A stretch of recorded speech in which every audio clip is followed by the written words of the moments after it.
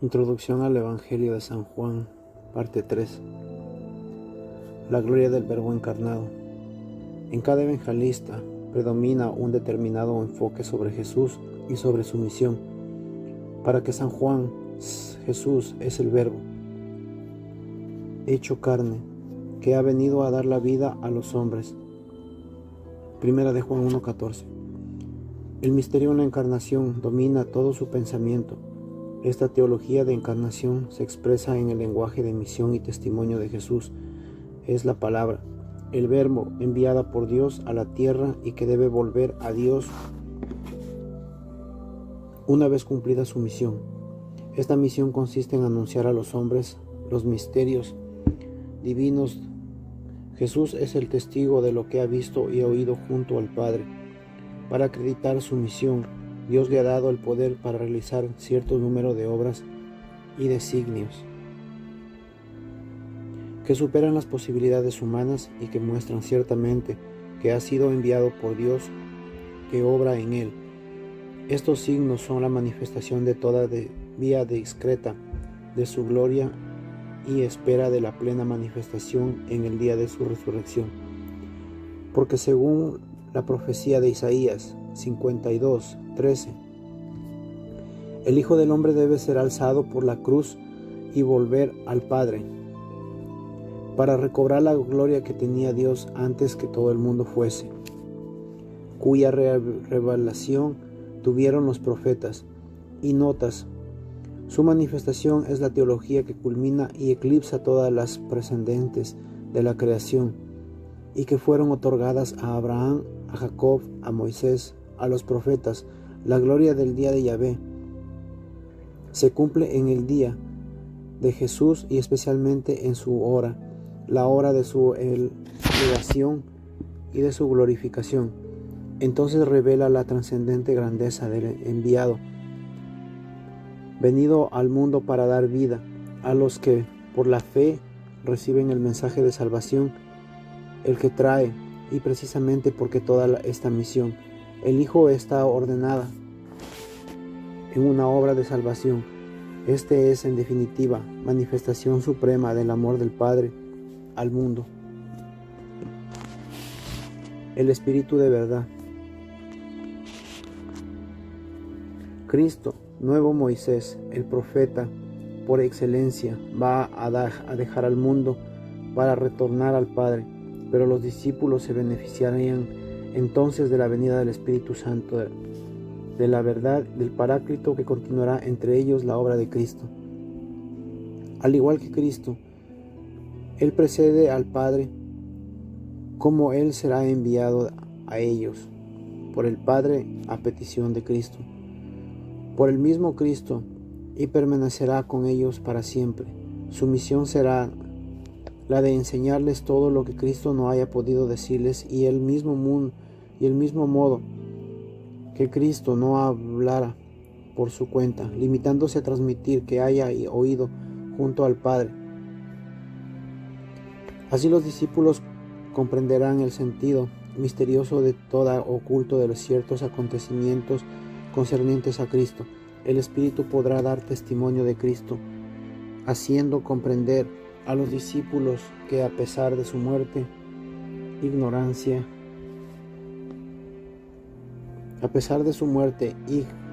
ignominiosa, era Él el enviado de Dios, aquel que había que creer y salvarse, aquel que a pesar de las apariencias había vencido definitivamente al príncipe de este mundo. La doble perspectiva escatológica y su significado.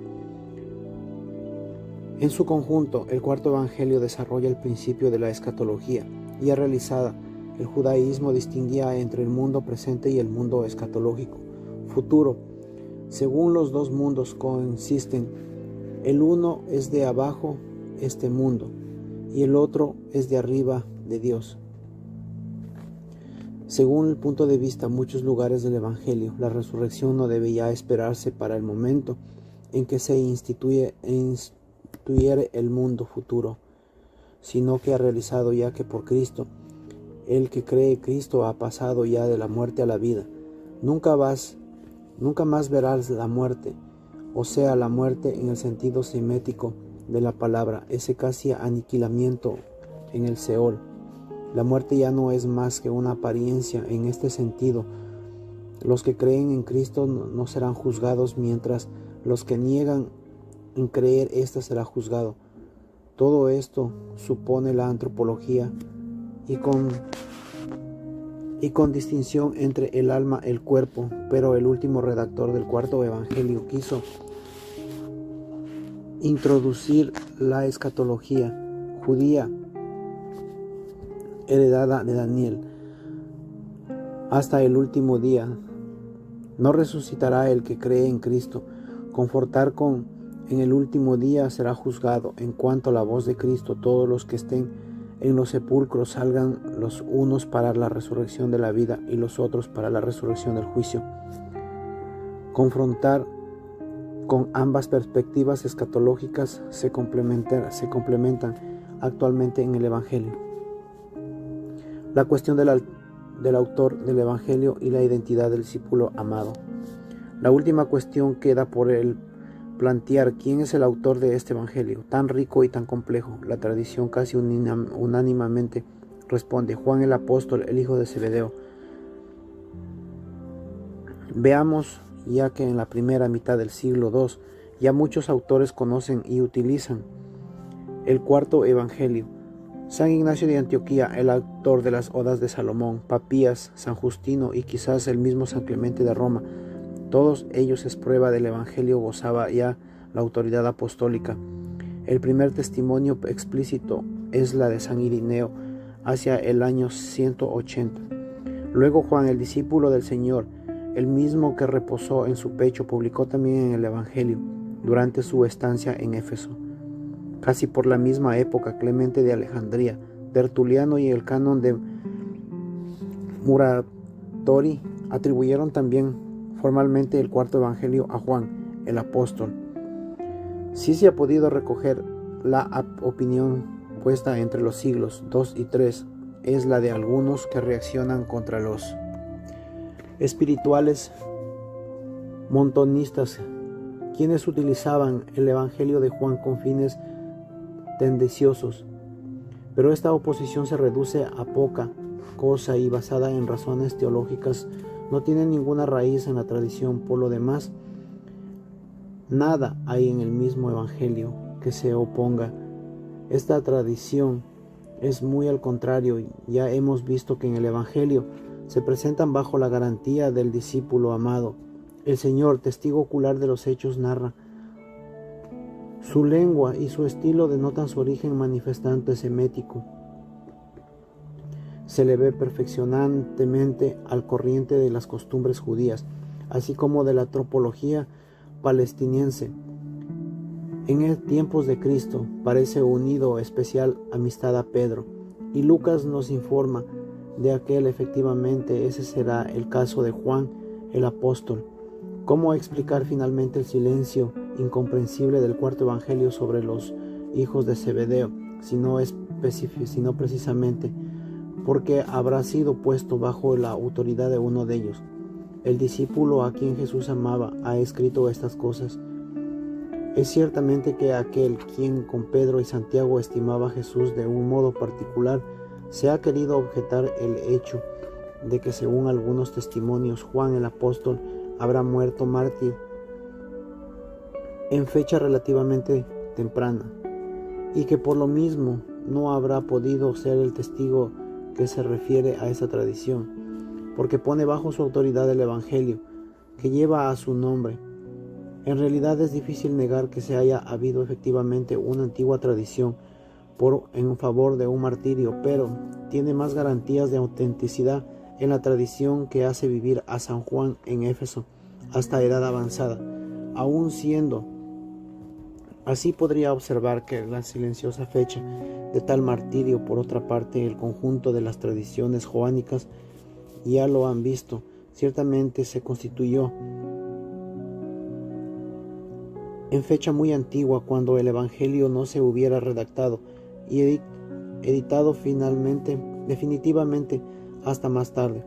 Probablemente los discípulos de Juan, en consecuencia, a la paternidad juánica del cuarto evangelio no será inconciliable con la hipótesis de un martirio del apóstol. Algunos han sugerido la identidad del discípulo amado con Lázaro. Este discípulo vivía en los alrededores de Jerusalén y nada impide que fuera conocido del sumo sacerdote. Por otra parte, cuando cae gravemente enfermo, sus hermanas mandan a un mensajero a decir a Jesús: aquel a quien tú estás, aquel a quien tú quieres está enfermo. En la intención de las hermanas de Lázaro no había confusión posible. Jesús no tenía más que un amigo. No sería entonces el discípulo quien Jesús amaba. Sin embargo, la identidad de Juan el apóstol con el discípulo amado tiene las garantías de la tradición. Esto se refiere primeramente al testimonio apostólico, en que detrás de este evangelio con ellos se excluye la obra que haya podido ser escrita como un discípulo que la pone bajo la autoridad del apóstol Juan. El simbolismo de los números. Para expresar sus ideas cristológicas, el evangelista utiliza a menudo el simbolismo, los números procedientes, bastante corriente en la época. Sus intereses por las cifras se transparentan en ciertos detalles.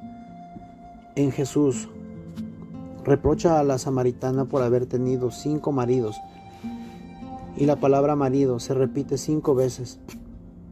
Lo mismo sucede con las palabras de los panes y peces. Los discípulos en Juan 1, 3, 35 y 37 y el capítulo 21, 1, 14. Más interesante es el empleo de las cifras, en que el valor simbólico bien conocido en la antigüedad, 7 simboliza la totalidad de la perfección y 6 evoca la idea de la imperfección. Jesús ha sanado al paralítico. Al adjetivo sano se repite 7 veces en el relato primitivo, lo mismo que la expresión abrir los ojos en el relato paralelo de la curación del ciego del nacimiento. El hijo del funcionario real de Cafarnaúm es curado en la hora séptima. En cambio, la debilidad de Cristo, hombre, se manifiesta en la hora sexta. El evangelista enumera testigos a favor de la misión de Cristo, a los que contrapone el rechazo de los judíos, y al caer la hora, bien el verbo atestiguar se repite 7 veces. En este pasaje, mientras el verbo creer a menudo es negado si se lee 6 veces, así se opone el judaísmo y el cristianismo. Las tinajas que servían para la purificación de los judíos son 6. El sistema de purificación imperfecto ha caducado. Confortar las fiestas de los judíos se mencionan 6 veces. La Pascua en San Juan capítulo 2, 13, capítulo 6, 4, capítulo 11, versículo 55. Una fiesta no nombrada, capítulo 5, versículo 1. Las tiendas, capítulo 7, versículo 2. Y la dedicación, capítulo 10, versículo 22. Pero la última Pascua se va a convertir en la Pascua de Cristo. Pasó de este mundo al Padre, capítulo 13, versículo 1. Y por eso es nombrada 7 veces.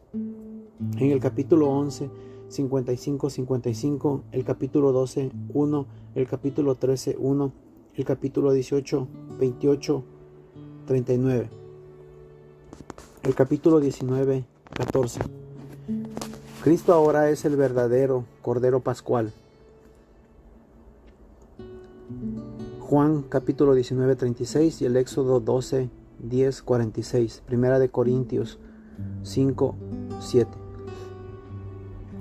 Pero aunque se le dé muerte, él mismo tiene el poder de resucitar, lo que constituirá el séptimo signo, para atestiguar la realidad de su misión, el signo por excelencia. La fecha de la composición del Evangelio. ¿En qué fecha compuso el cuarto Evangelio? El más antiguo testimonio respecto al fragmento del papiro Rylands 457, escrito hacia el 125, que contiene Juan capítulo 18, versículo 31-34 y 37-38. En la forma en que nosotros conocemos hoy, el papiro Egertón II, muy poco posterior a aquel, cita otros varios pasajes. Estos documentos han sido hallados en Egipto, de donde se puede concluir que el cuarto evangelio habría sido publicado en Éfeso o en Antioquía. Lo más tarde, en los últimos años del siglo I, por otra parte, es cierto que textos como Juan, capítulo 9, 22, y capítulo 12, 42, y capítulo 16, 2, aludirán a la decisión de las autoridades judías tomando el concilio de Yamnia. La composición del cuarto evangelio en su forma casi definitiva no podrá ser anterior a los años 80, pero esta redacción se pone en la evaluación bastante compleja a las tradiciones joánicas, obligadas a retrotraer la composición del documento más antiguo a una fecha más temprana. Un texto como Juan capítulo 2, versículo 2 y 3, Juan capítulo 14, 2, 3 y el próximo de Primera Tesalonicenses capítulo 4, 13 y siguientes. Supone que todavía se esperaba el retorno de Cristo en un futuro cercano. Es posible, pues, que el documento joánico más antiguo de origen palestino pueda datarse alrededor del año 50.